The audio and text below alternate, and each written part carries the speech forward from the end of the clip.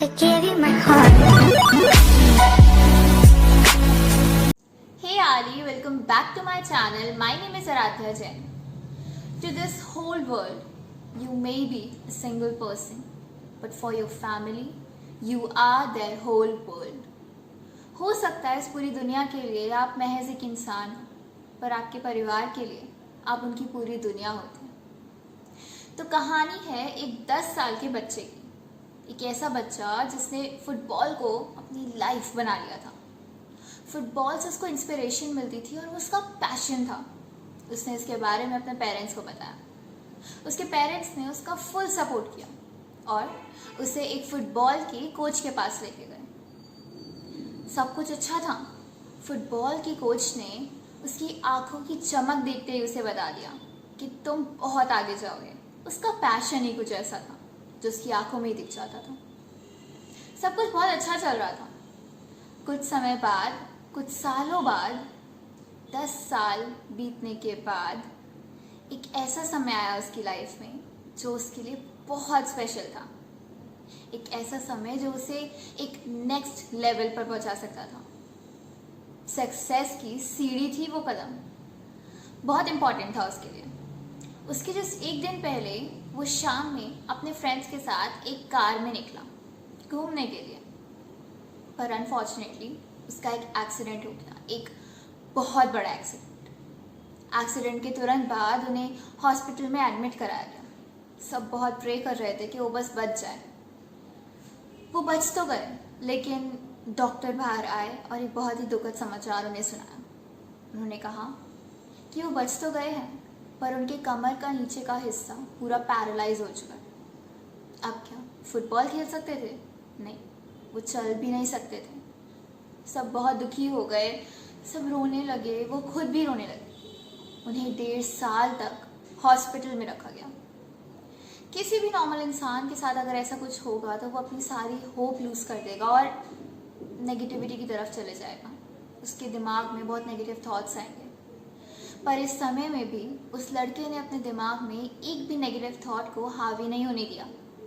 Positivity को बनाए रखा और उसने सोचा कि अगर भगवान ने मुझे एक लाइफ दी है, एक नई जिंदगी दी है, तो क्यों ना मैं इसको अच्छे से यूज करूं। उसने गाने लिखने शुरू किए। गाने लिखते लिखते उसका जब पहला गाना बाहर आया तो तहलका मच गया। लोगों को उसके गाने बहुत अच्छे लग रहे थे और देखते ही देखते उसके कई गाने, कई एल्बम्स बाहर आए और लोग उसके दीवाने हो। कहने का मतलब ये है कि नेगेटिविटी में भी पॉजिटिविटी को ढूंढा जा सकता है। हमारी सक्सेस, हमारा फेलियर सब हमारे ऊपर डिपेंड करता है। अगर वो चाहता तो शायद सब कुछ छोड़ देता और अपने आप को एक बहुत ही सैड इंसान बना के रह जाता, पर ऐसा कुछ नहीं हुआ। उसने अपनी काबिलियत को समझा। उसने अपनी सक्सेस को अपने हाथ में लिया, उसके लिए वर्क किया। तो गाइस, जैसे कि अभी भी यही चल रहा है, लॉकडाउन, एक्चुअली लॉकडाउन 4, जिसके अंदर हम प्रिकॉशंस लेके बाहर जा सकते हैं, बट क्या ये सही है? कोरोना खत्म नहीं हुआ है गाइस। ये सिर्फ एक निर्देश मिला है हमें कि हम बाहर जा सकते हैं। मेरी आपसे गुजारिश है कि आपकी लाइफ आपके हाथों में है। आपको जब तक बहुत ज़्यादा इंपॉर्टेंट काम कुछ नहीं होता है, आप घर में ही रहिए। आपकी सेफ्टी सबसे ज़्यादा पहले है। शॉपिंग के साथ साथ कोरोना भी बाहर है।